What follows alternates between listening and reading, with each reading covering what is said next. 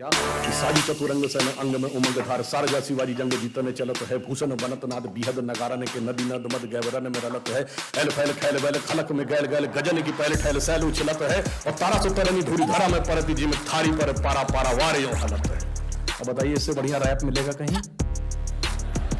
इससे ज्यादा tongue twister कोई मिलेगा कहीं? इससे ज्यादा राष्ट्रवाद की प्रेरणा मिलेगी कहीं? इससे ज्यादा उत्साह मिलेगा? उसकी बजाय अंग्रेजी के आतुकांत शब्दों को जोड़कर रैप बनाते हो मेरे भाई। भाषा की महानता देखो, संस्कृति की विराटता देखो, उसके अंदर मिलती हुई प्रेरणा देखिए, तो सारी की सारी चीजें आपको एक साथ नजर आती हैं।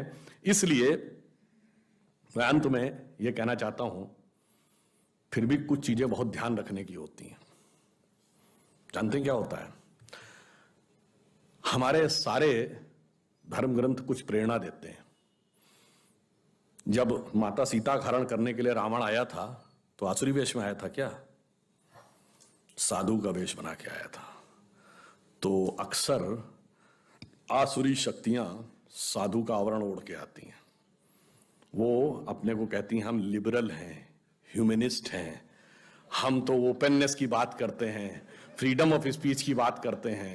और इतनी मजेदार बात यह है कि इसमें सबसे ज्यादा जानते कौन सी दो शक्तियां एक हो जाती हैं जो सीए के आंदोलन से आते? देखो, लेफ्ट लिबरल कम्युनिस्ट और कम्युनिस्ट और फंडामेंटलिस्ट मुस्लिम।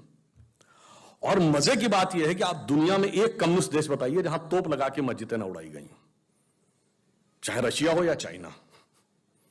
और एक मुस्लिम देश बता दीजिए जहां कम्युनिस्ट पार्टी प्रतिबंधित ना हो। आजा चलिए, एक कम्युनिस्ट देश बताइए जहां फ्रीडम ऑफ स्पीच हो, और एक मुस्लिम देश बताइए जहां फ्रीडम ऑफ स्पीच हो। तो गजब है साहब। पूरी दुनिया में जो एंटीथीसिस है फ्रीडम ऑफ स्पीच और लिबरलिज्म के, और इतना ही नहीं, एक दूसरे से ऐसे दुश्मनी है, मतलब उसको शब्दशः न लिया जाए, मैं प्रतीक में कह रहा हूं, सांप नेवले की लड़ाई है। वो यहां पे आके एक होके हमको लेफ्ट लिबरल होने का ज्ञान देते हैं। इसे ही कहते हैं कि कैसे आवरण में धरकर आता है और आपसे कहता है मर्यादा की सीमा के बाहर आ जाओ लक्ष्मण रेखा के। और गलती से कोई चला जाए तो बस फिर क्या गति होती है? तो रावण के चंगुल में जाना पड़ता है। इसीलिए, और वो चीज क्या है, अब एक और बात समझिए, एक दूसरे प्रकार का भी रावण आ रहा है जिसे समझना चाहिए। थोड़ा सा विषय लेके बताना चाहता हूं। ये रावण के 10 ही सिर क्यों थे? 8 या 12 क्यों नहीं? 20 या 25 क्यों नहीं? और एक सर कटता था, दूसरा क्यों उगाता था? और अगर 10 ही सिर थे तो उसका नाम दशानन क्यों था? 10 मुख वाला क्यों था? 10 शीश, 10 ग्रीव, 10 कंधर, 10 उदर क्यों नहीं था? एक्चुअली में रावण के 10 सिर 10 इंद्रियों के प्रतीक हैं, और दशानन इसलिए कि 10 इंद्रियों की खुली हुई बहिर्मुखी पिपासा, the extrovert tendency of all the 10 senses. एक सर कटेगा, दूसरा उगाएगा। इसका अर्थ क्या हुआ कि एक किसी इंद्रिय की इच्छा पूरी करो, immediately it get replaced by other, even God can not stop it. इसलिए यानी क्या है, वही जो आजकल कंज्यूमरिज्म, मार्केटिज्म बच्चों को पढ़ा रहा, दिल मांगे मोर और चाहिए, हर गाड़ी भी चाहिए, ये भी चाहिए, तो 3 प्रकार की ड्रेसेस चाहिए, 6 प्रकार की स्ट्रिप्स चाहिए, जूते अलग प्रकार के चाहिए, फिर ये भी खाने में चाहिए, 56 प्रकार की आइसक्रीम चाहिए, वगैरह वगैरह। और वो 10 इंद्रियों, और उसको कभी समाप्त नहीं हुआ। एक सर कटेगा, दूसरा उगाएगा। जिस दिन आपके पास कार आएगी, आपको बड़ी कार की चाह हो जाएगी, फिर मर्सिडीज, फिर BMW, फिर प्राइवेट जेट, और प्राइवेट जेट में भी सुपरसोनिक जेट, और फिर पता नहीं क्या क्या होता रहेगा, उसका कोई अंत नहीं रहेगा। तो आखिर में उसको समाप्त कौन करेगा? धर्म की स्थापना कैसे होगी? राम समाप्त करेंगे। राम शब्द का अर्थ है रमन्ते इति रामा। रम शब्द का अर्थ होता है रमना, किसी में सेटिल होना, रमणीक स्थान, रमता जोगी। रमन्ते इति रामा वह तत्व जिसमें सारा संसार सेटिल्ड है, the element in which the entire universe is beheld. वो एब्सोल्यूट एलिमेंट है राम। और राम के पिता कौन है? दशरथ। जब 10 इंद्रियों को रथ लेंगे तो हृदय में वो एलिमेंट पैदा होगा जो 10 इंद्रियों की बहिर्मुखी पिपासा को नष्ट करेगा। तो रावण कई प्रकार से आ रहा है, वो लेफ्ट लिबरल बन के भी आ रहा है, और वो बन के, और देखिए कितनी मजेदार बात है, महिला एक्टिविस्ट जो लेफ्ट लिबरल थी, जो मिनी स्कर्ट पहनने को लेकर तो बहुत आक्रामक हो जाती थी, और वही हिजाब के साथ खड़ी थी, बुर्के के साथ। मतलब इससे बड़ा आप डाइकोटोमी ऑफ द कैरेक्टर नहीं देख सकते। और इतना ही नहीं, वो ट्रिपल तलाक और हलाला के भी पक्ष में खड़ी हुई थी। इससे ज्यादा आप मजाक क्या समझ सकते हैं कि इसका मतलब उनका किसी भी प्रकार से कोई लेना देना नहीं था किसी भी चीज से, केवल उनको एक धर्म संस्कृति के बारे में बात कर वो करनी थी, इसलिए मैं कहता हूं उस रावण को समझिए भली भांति और उसका प्रतिकार करने के लिए सूक्ष्म दृष्टि देखिए और अपनी लक्ष्मण की मर्यादा रेखा न लांघिए, क्योंकि रावण आजकल जानते किस रूप में आ रहा है कि वेश वाणी तत्व दर्शन दूसरों का यह सभी ले, विकृति को हम ग्रहण करते निज प्रकृति को आज भूले। हो गए हैं स्वप्न सब साकार कैसे मान ले हम, संगा गीत था, टल गया सर से व्यथा का भार कैसे मान ले हम। तो समझिए वो उस रूप में आ रहा है। और फिर अंत में कहता हूं मगर अब जरा गौर से देखिए ये देश जा कहां रहा है। 2 मिनट और लेता हूं। जिसको लोग कहते हैं ना ये तो बड़ा एक्सट्रीम राइट विंग आइडिया है, वो एक्सट्रीम राइट विंग की डेफिनेशन हर 20 साल में बदल जाती है और वो राइट विंग अब सेंट्रिस्ट आइडिया हो जाता है। उसकी शुरुआत यहीं से हुई थी। 1905 में जब लोकमान्य तिलक ने पूर्ण स्वराज की बात कही थी तो उनको क्या कहा गया था? Right wing fundamentalist. ये क्या बात कर रहे हैं? अरे भाई वायसराय की एग्जीक्यूटिव काउंसिल में कंसेशंस की बात थी, पूर्ण स्वराज की बात कहां से ले आए? ये तो एक्सट्रीम राइट विंग आइडिया है। लोगों ने कहा ये हो ही नहीं सकता, ये असंभव है। अरे अंग्रेज के राज में सूरज नहीं डूबता है। ये 1905 का दशक था। आपने देखा 20 साल गुजरे, तिलक के मित्र गोखले, गोखले के शिष्य Gandhi, the movement for Swaraj has become a reality. यानी जो राइट विंग आइडिया था वो अब मॉडरेट एंड एक्सेप्टेड आइडिया हो गया। अब वहां राइट विंग कौन थे? कांग्रेस के अंदर का जिसको हिंदू एलिमेंट कहा जाता था या हिंदूवादी विचारधारा के नेता कहे जाते थे, सरदार पटेल, के.एम. मुंशी, राजेंद्र प्रसाद, सी राजगोपालाचारी, पुरुषोत्तम दास टंडन, मदन मोहन मालवीय। और 20 साल गुजरे, 47 स्वतंत्रता के बाद ये सब सरकार के हिस्से हो गए। अब ये एक्सेप्टेबल हो गया राइट विंग। अब राइट विंग का प्रतीक कौन था? श्यामा प्रसाद मुखर्जी, दीनदयाल उपाध्याय, जो सांस्कृतिक राष्ट्रवाद की बात कर रहे हैं 50 के दशक में। और 20 साल गुजरे। याद करिए 60 के दशक का अंत होते होते पुराने लोगों को याद होगा कि लोहिया जी और दीनदयाल जी के बारे में कहा जाए, दीनदयाल जी ने कहा लोहिया जी राष्ट्रवादी समाजवादी हैं और लोहिया जी ने कहा दीनदयाल जी समाजवादी राष्ट्रवादी हैं। और हमारी संयुक्त विधायक दल की सरकारें बन गई कई राज्यों में। अब वो extreme right wing idea moderate and accepted हो गया। अब 70 के दशक में राइट विंग का प्रतीक कौन था? अटल बिहारी वाजपेयी, हिंदू तन मन हिंदू जीवन रग रग हिंदू मेरा परिचय। और 20 साल गुजरे, 90 का दशक, अब अटल जी एक्सेप्टेबल थे, अब अडवाणी जी राइट विंग थे। सौगंध राम की खाते हैं मंदिर वही बनाएंगे कह रहे हैं, बताइए कैसे हो सकता है? और 20 साल गुजरे, 2010 का दशक, अब अडवाणी जी स्वीकार थे, मोदी जी राइट विंग है।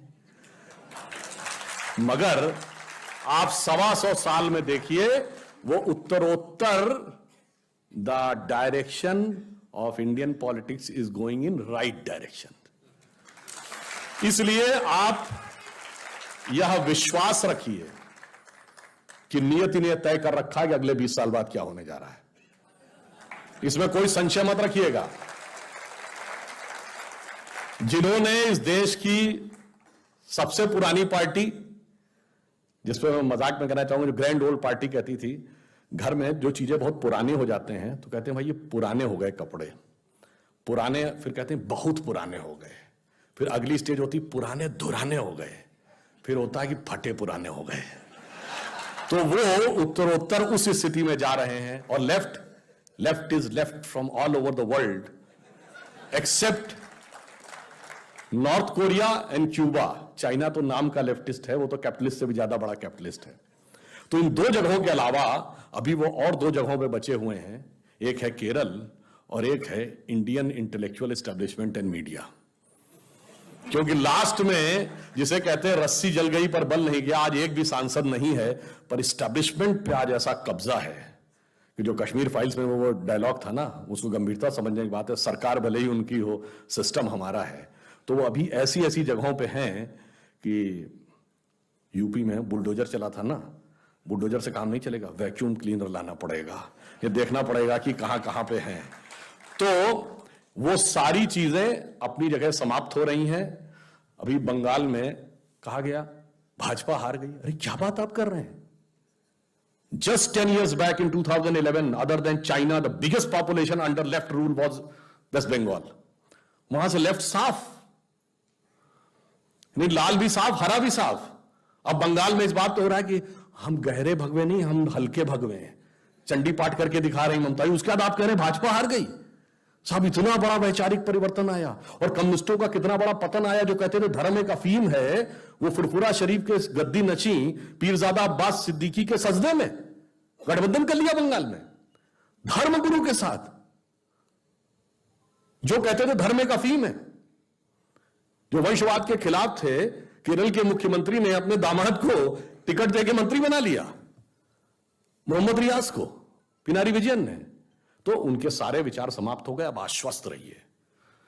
देखिए, प्रकृति की नियति एकदम साफ है। मोदी जी के नेतृत्व में हम जिस दिशा में आगे बढ़ रहे हैं, ये सिर्फ मोदी जी नहीं है, ये मोदी जी नियति के बड़े परिवर्तन का एक माध्यम है। कैसे? 1901 में 1 जनवरी 1901 को इस देश में किसकी सरकार थी? पूरे देश में अंग्रेजों की। 1 जनवरी 1951 को इस देश में किसकी सरकार थी? पूरे देश में कांग्रेस की। 1 जनवरी 2001 को जब 21वीं सदी के पहले सूरज की पहली किरण इस धरती पे गिरी, तो किसकी सरकार थी? केंद्र में अटल जी के नेतृत्व में भारतीय जनता पार्टी की, और अगले दशक में मोदी जी के नेतृत्व में स्पष्ट बहुमत की। मतलब बहुत साफ है कि 19वीं सदी अंग्रेज की थी, 20वीं सदी कांग्रेस की थी, और 21वीं सदी भारतीय जनता पार्टी की। और बिल्कुल आप इसको ऐसे समझिए कि हम वो सारे काम कर रहे हैं कि स्वतंत्रता के बाद, जब तक कहते थे ना उगा सूर्य कैसा कहो मुक्ति का ये उजाला करोड़ों घरों में न पहुंचा, मोदी जी ने आने के बाद सबसे पहले क्या किया? बिगेस्ट फाइनेंशियल इंक्लूजन, 42 करोड़ लोगों को जोड़ा। फिर क्या किया? Biggest food grain distribution, biggest vaccination, biggest health care program. Ujjwala योजना में चाहे गरीब महिलाओं को गैस देना हो, शौचालय देना हो, घर देना हो, पहले समाज के सबसे कमजोर तबके को सशक्त किया, फिर इस देश को सशक्त किया। डिफेंस प्रोडक्शन में पहली बार यह देश आत्मनिर्भर हो रहा है। और मजे की बात यह कि मैं तो उत्तर प्रदेश से आता हूं, 2 डिफेंस कॉरिडोर हैं तमिलनाडु में और यूपी में। अब ब्रह्मोस मिसाइल, पहली बार intermediate range missile Bharat export करेगा। फिलीपींस पहला देश बना जिसने भारत को ऑर्डर बुक किया है। उसका एक हिस्सा लखनऊ के डिफेंस कॉरिडोर में ही बनेगा। बताइए, यूपी में उससे पहले कट्टे बना करते थे, अब जो है ब्रह्मोस मिसाइल बनेगी। इतना बड़ा परिवर्तन आपको आता हुआ दिखाई पड़ रहा है। ये हमने चाहे जमीन से परिवर्तन हो और चाहे सोच में परिवर्तन हो, कि काशी विश्वनाथ भी उठते हुए दिख रहे हैं, राम मंदिर की पताका भी दिख रही है, और फिर चाहे केदारनाथ में शंकराचार्य जी की मूर्ति हो, या तेलंगाना में रामानुजाचार्य जी की मूर्ति हो, या गुजरात में हनुमान जी की मूर्ति हो। और बदलाव देखिए कितना बड़ा आ रहा है, कि मैंने कहा ना कि ममता जी चंडी पाठ कर रही हैं, प्रियंका जी देवी स्तुति कर रही हैं, केजरीवाल हनुमान चालीसा पढ़ रहे हैं, और अखिलेश यादव को तो सपने में भगवान नजर आ रहे हैं। उसके बाद लोग कहते हैं परिवर्तन नहीं दिख रहा है। साहब, बदले बदले मेरे सरकार नजर आते हैं, क्योंकि दिल्ली में बैठे हुए मोदी सरकार नजर आते हैं। इसीलिए मैं कह रहा हूं, यह काल चक्र का परिवर्तन है। कोई आपसे कुछ भी बहस करे, कह दो भाई तुझे काल चक्र के साथ आना हो तो आ जा, नहीं आना हो तो तुम्हारी नियति है, क्योंकि यह तो तय है कि यह भविष्य में होना। मगर बस एक बात ध्यान रखिए, भगवान कृष्ण ने सारा उपदेश दिया था गीता का, उसके बाद भी क्या अर्जुन को कॉन्फिडेंस आ गया था? नहीं आया था ना। उसने कहा महाराज सब कुछ ठीक है, पर कैसे इतने शक्तिशाली लोग कैसे लड़ेंगे? तो फिर भगवान को विराट रूप दिखाना पड़ा था। और उसके बाद उन्होंने कहा देखो, ये तो नियति ने तय कर रखा है कि तुम्हें सिंहासन में बैठना, बाकी सबको भूमि पे पड़ा होना है।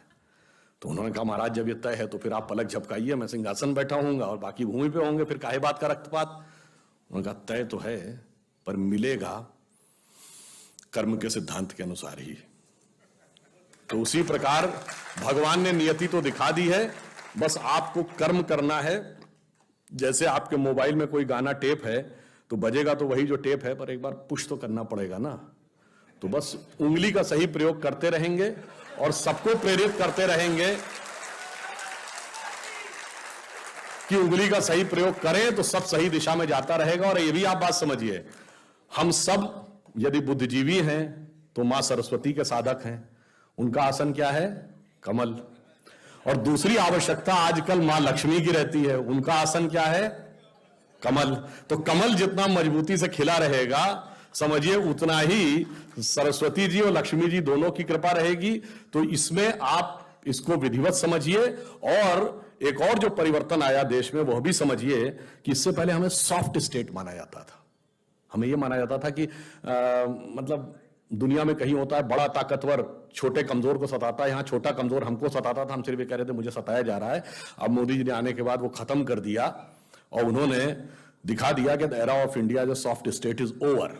चाहे सर्जिकल स्ट्राइक हो या बालाकोट हो, जो परिवर्तन आया वो इतना बड़ा परिवर्तन आया कि पहली बार पाकिस्तान की नेशनल असेंबली में इमरान खान ने कहा कि जो बालाकोट में इन्होंने किया उससे ज्यादा खौफनाक करना चाह रहे हैं। याद करिए शाह महमूद कुरैशी ने कहा कि आर्मी चीफ, ये पाकिस्तान के नेशनल असेंबली में बोला है कि आर्मी चीफ आए और उनके पैर कांप रहे थे, उन्होंने कहा खुदा का वास्ता अभिनंदन को वापस कर दीजिए वरना शाम तक इंडिया अटैक कर देगा।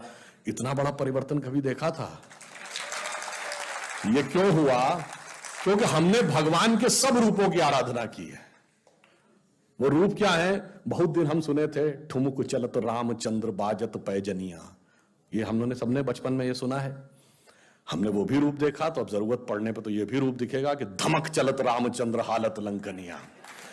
इसलिए सब कुछ तय है, आश्वस्त रहिए। और हमारे पास नियति ने एक ऐसा नेतृत्व भी दे रखा है मोदी जी के रूप में, जिसने यह प्रण लिया है और आप सब उस प्रचारक जीवन में हैं। मैं ये कह के बात समाप्त करता हूं कि भगवान शंकर, आजकल ज्ञान व्यापी का विषय ही चल रहा है, भगवान शंकर ने तो कंठ धारण करके, कंठ में विष धारण करके जगत का कल्याण किया था। और तो शायद उन्हीं का व्यक्तित्व हम सबको प्रेरणा देता है कि मैं मधु से अनभिज्ञ आज भी जीवन भर विषपान किया है। ये संघ की कविता हम सबको याद होगी और लिखी अटल जी ने, ये और भी अप्रासंगिक हो जाती है। और चरितार्थ मोदी जी कर रहे हैं कि मैं मधु से अनभिज्ञ आज भी जीवन भर विषपान किया है, किया नहीं विध्वंस विश्व का आजीवन निर्माण किया है। 15 अगस्त 2016 को जब प्रधानमंत्री जी ने लाल किले की प्राचीर से पहली बार बलूचिस्तान का मुद्दा उठाया, उस दिन मैं शाम को एक अंग्रेजी चैनल पर डिबेट में था। मैं पहले भी बता चुका हूं और आप जाके चेक कर सकते हैं। उस समय वह टाइम्स नाउ पे उस समय अर्णब गोस्वामी वाली ही डिबेट में था। अब वहां वॉशिंगटन डीसी से एक बलूच नेता बैठे हुए थे, अहमद मुफ्ती खान, और पाकिस्तान की तरफ से जनरल शफकत सईद थे। अब उसने ये कहा, बलूच नेता ने, जो अमेरिका से बैठा था, कि इन दिस इंटायर रीजन, यानी रीजन जिसमें पाकिस्तान है, कहता है every country is having an identity, history and culture. उसने कहा कजाक से कजाकिस्तान है, उज्बेकों से उज्बेकिस्तान है, अफगानों से अफगानिस्तान है, बलूचों से बलूचिस्तान है। Then he said if there is any one fake country in this region which is having no identity and history, that is Pakistan. अब ये सुनने के बाद जो पाकिस्तान के प्रतिनिधि थे वो थोड़ा से नाराज हुए। उन्होंने कहा what you are saying, it means you are not Pakistani. अब देखिए बलूच नेता क्या कहता है, yes we are not Pakistani, we are Baloch. तो वो कहता है कि पाकिस्तानी नहीं तो आर यू हिंदुस्तानी। अब सुनिए आगे वो क्या कहता है, कहता है yes we are Baloch, we are not Pakistani and we are Hinglaj Mata की संतान। देखिए हिंगलाज माता का मंदिर बलूचिस्तान। अब सुनिए इसके बाद तो उसका आपा खो जाना स्वाभाविक था। अब वो अंग्रेजी चैनल में हिंदी पे आ गया, अब वो अबे तबे पे आ गया और उसने कहा अबे हिंगलाज माता क्यों, फिर भारत माता ही बोल दे। अब इसके बाद उस बलूच नेता ने बोला हां मैं फिर, उसने भी हिंदी में बोला, हां मैं फिर कहता हूं हम बलूच हैं, हम पाकिस्तानी नहीं हैं, हम हिंगलाज माता की संतान हैं और मुझे यह कहने में कोई गुरेज नहीं है, भारत माता की जय। वैसे ये बोलने के बाद उस डिबेट में क्या हुआ होगा आप समझ सकते हैं। फिर उनमें और पाकिस्तान के प्रतिनिधि में ऐसी लड़ाई हो गई कि हम लोग तो गायब हो गए। परंतु मैं ये कहना चाहता हूं कि ये ऐसा सूत्र है कि राजनीतिक दृष्टि से वो हिस्सा किसी के भी पास चला जाए, आपकी भावना, संस्कृति और संस्कार से जुड़ा रहता है। इसीलिए जो हमारा कॉन्सेप्ट है पॉलिटिको टेरिटोरियल नेशन, यानी भू राजनीतिक राष्ट्र नहीं। राज्य वो है जो एक जमीन का हिस्सा एक पॉलिटिकल पावर से गवर्न होता है, राष्ट्र वो है जो श्रद्धा के एक केंद्र से गवर्न होता है। उसमें वह हिस्सा किस पॉलिटिकल पावर के पास है उससे ज्यादा यह महत्व होता है कि आप उसके साथ किस